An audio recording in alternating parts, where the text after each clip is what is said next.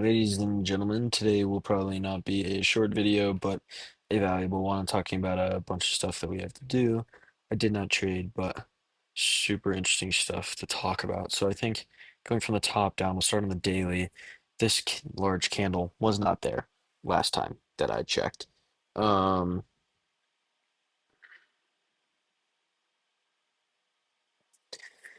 um, but yeah, so as you guys know, yesterday, I was bullish after we took out this previous day high. There was some stuff on the 1 hour in here. We took out the previous day high. We moved down to this daily order block, and then we moved back. And then I was expecting a bullish move off of that, which is exactly what we had. Then today we had this 1 hour market structure shift in here, plus a 4 hour market structure shift as well. And so I was kind of like, okay. I mean, we're bearish on the 1 hour and 4 hour, but the daily says we should possibly be bullish. I'm not totally sure. If we're bullish, I want to see us go to this relative equal buy side liquidity.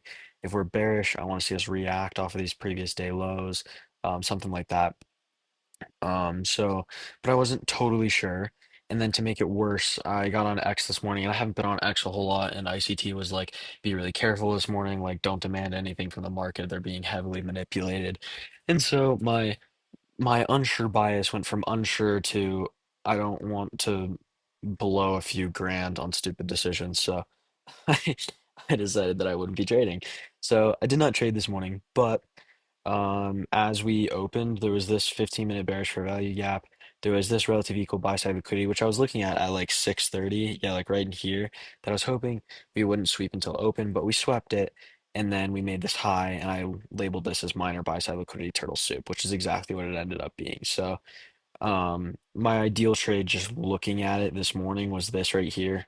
We move up into the CE of this bearish fair value gap on the 15-minute. We turtle soup, and this is the regular trading hours opening range gap. Good God, that was sad. CE, that's what that is. And then we have this market structure shift, and then we come back up to this fair value gap in here, the first presented fair value gap, this order block. And one thing that's really cool in the 1 minute is we completely respect that um, first presented fair value gap CE beautifully. I mean, tell me it's not, an algorithm, but whatever. Um, but yeah, no, that I thought that was really cool. Really awesome trade. I had two profits, not two profits, two take profits aimed. I had this relative equal buy sell side liquidity that I was interested in, and then previous day lows down here, which I was also interested in. And so the New York AM kill zone trade would have been we took out Asia lows, but we didn't take out this previous day low, which is what I was interested in. We come up for a retrace. We hit this fair value gap right here, which is supported by this low back here. We enter into it beautifully, and then that would have allowed for a perfect entry where I'm sure there was a market structure shift in here and some kind of retrace, which we could have carried down to this previous day low. That was the AM session. PM session, doesn't look like there was really much that, you should have been trading. Um, the most I saw was that we came back up and filled in this rejection wick on the 1 minute, and we came back up to that regular trading hours opening range gap CE. And when we had that, I don't like looking at price in the afternoon until 15 minutes before the kill zone, but we created this swing high on the 1 minute, which we then turtle souped at 153, which I'd be looking at the markets if I was trading PM session. I did not trade this, but it's also respecting this 1 hour bearish order block. So there's a handful of things in here that I actually really like. And then we get this market structure shift. And then the one thing that I found is like a decent entry just because of all these wicks is there was a 15-second liquidity void, which got respected here perfectly to the CE. And then came right up to it here. It did not enter into it. And we could have carried that down to through previous lows and into um, April 1st's first presented fair value. Yep. But taking out these lows in here. But as we all know,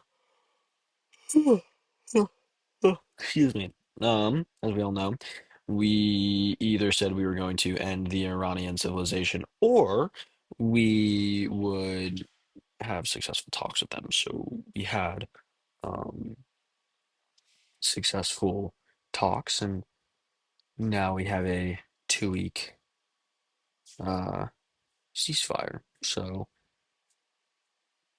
I guess we can call that a success. But I mean, one thing that I was going over in class today um, was ju just war theory. So I mean, it's an interesting application to all of that. But anyways, what's relevant about the Iranian ceasefire is we had a huge boom in in the Nasdaq.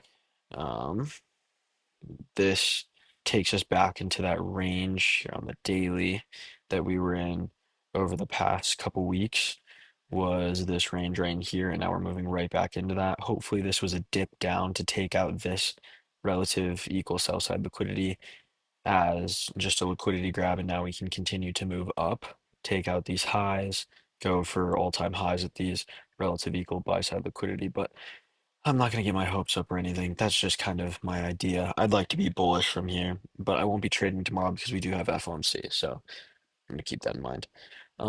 But gold boomed pretty heavily off of that news. Bitcoin boomed. Gold also um, took off pretty significantly, and oil, no surprise, exploded and crippled and fell to the downside, and it became a very sad situation. Yeah, fell 15%. Tragedy. Not like anyone didn't see that coming. I was, I had, I was not surprised whatsoever when we had a ceasefire and Trump ended up not ending the Iranian civilization. Very unfortunate to hear about that in the Middle East. The emotional stress and all that they must be going through is very intense. I was reading about how there were lines miles and miles long heading north of Tehran. A bunch of civilians heading out there fearing for their lives, innocent civilians. So that was pretty sad. But yeah, that's my daily breakdown.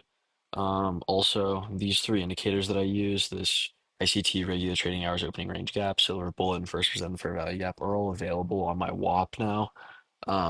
So go check that out if you want them. It's just the ones that I use in my everyday analysis that you guys see. It shows all these fair value gaps. It shows when I don't have drawings on here. It shows the regular trading hours, opening range gap, CE. You can always put on quarter levels too, stuff like that. So and then silver bullet shows all of those liquidity levels. I just don't have new week opening gap and new day opening gap on there. But you can customize all of that. So if you guys are interested in that, it is on my WAP. So you guys can go check that out. But yeah, no, that is it for me today. Um, yeah, no. I probably won't be trading tomorrow, but as always, I will come out with um a review. But no, super interesting geopolitical situations in the world and great opportunities in trading, however horrible it may be in other people's lives, which is very sad. It is one of the upsides of day trading is there's a lot of things to take advantage of, a lot of situations to take advantage of, however sad that may be. So, yeah, that's gonna be it for me today. I hope you all are safe. You all are having uh, an enjoyable spring, if that's the right hemisphere for you. Um, one moment. Yeah, excuse me. Sorry, I can feel a sneeze coming on. But I wish you all the best, and I will see you all tomorrow. Let me know if you guys want anything specific, just because I don't have anything else besides the review happening tomorrow, and I don't really have a whole lot of homework at the moment, so I'm not busy. I know I was gone over. I know I kind of didn't post a few videos while I was on break for spring break, but I'm back now, back at it every day as usual. So if you guys want anything specific, let me know. Other than that, I will see you all on the next one. See you guys. Thanks for watching.